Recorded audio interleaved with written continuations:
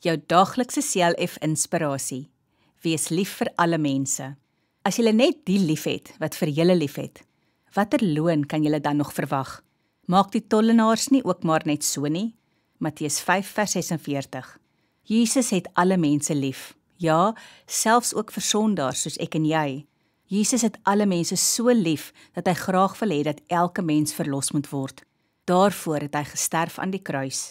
Dit is baie maklik om vir mense lief te wees wat vir ons ook liefhet, maar om vir mense lief te wees wat ons kwaad aangedoen het, of nie vir ons omgee nie, is nie so maklik nie. Dit is wat Jesus gedoen het. Nou verwag hy van ons ook om vir almal lief te hê. As jy vir iemand omgee wat nie so baie van jou hou nie, dan maak jy God se hart baie bly.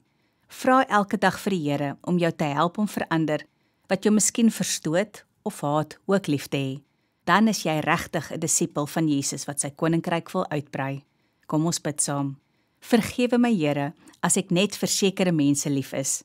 Help my om ook vir my vyande om te gee. Amen.